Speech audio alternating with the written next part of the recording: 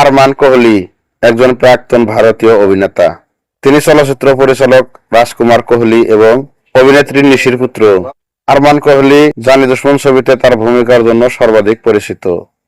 আরমান কোহলি চেম্বুরের our lady of perpetual শাখার high স্কুলে পড়াশোনা করেন, যতক্ষণ না তিনি নবম শ্রেণীতে পড়াশোনা ছেড়ে দেন।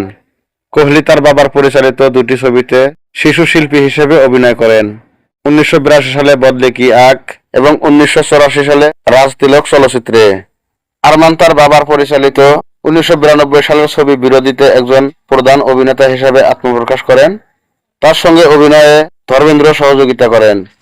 প্রয়াত অভিনেত্রী দিব্যা ভারতীর বিপরীতে দিওয়ানা ছবিতেও অভিনয় করার কথা ছিল তার, কিন্তু প্রথম শুটিং শেষ হওয়ার পর তিনি ছবিটি ছেড়ে দেন এবং পরে শাহরুখ খানকে তার স্থানে দাঁড় করানো হয়। বাজিগর মুভিতেও এর জন্য কোহলিকে প্রধান চরিত্রের জন্য বিবেচনা করা হয়েছিল, কিন্তু সেই ভূমিকাও শেষ পর্যন্ত শাহরুখ খানের হয়ে যায়।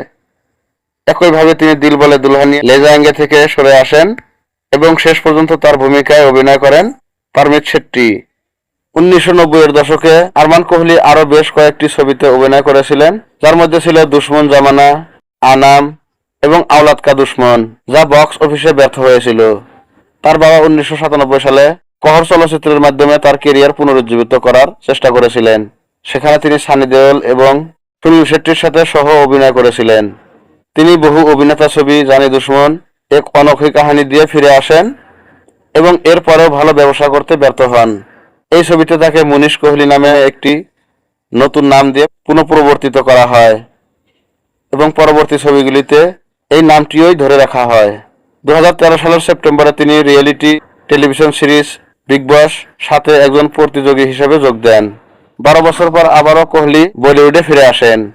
রাজশ্রী প্রোডাকশনের সলমান খান অভিনীত প্রেম রতন ধন পায়া ছবিতে নেতিবাচক ভূমিকায় অভিনয় করে, যেটি 12 নভেম্বর 2015 সালে মুক্তি পায়। আরমান কোহলির ছবিগুলি এবং অভিনয়ে তাকে কি নাম ধরে ডাকা হতো? 1982 সালে মুক্তি পেয়েছিল বদলে কি আঁখ, অভিনয়ে তার নাম ছিল তরুণ লাখান। 1984 সালে মুক্তি পেয়েছিল রাজ তিলক বিরোধী, অভিনয়কালে তার নাম রাখা হয়েছিল রাজ। 1992 সালে মুক্তি পাওয়া আনাম ছবিটিতে তার নাম রাখা হয়েছিল সিকান্দার। 1993 সালে মুক্তি পাওয়া ছবিটি হাম আনারি হে, অভিনয়কালে তার নাম রাখা হয়েছিল কুয়া। 1994 সালে মুক্তি পেয়েছিল জুয়ারি, অভিনয়কালে তার নাম রাখা হয়েছিল বিজয়। 1995 সালে মুক্তি পেয়েছিল বীর ছবি, অভিনয়কালে তার নাম রাখা হয়েছিল অর্জুন। 1997 সালে মুক্তি পেয়েছিল কহর এবং দুশ্মনী, অভিনয়কালে তার নাম রাখা হয়েছিল কৃষ্ণা। 2002 সালে মুক্তি পেয়েছিল জানি দুশমন, এক অনোখী কাহিনী, অভিনয়কালে তার নাম রাখা হয়েছিল কপিল।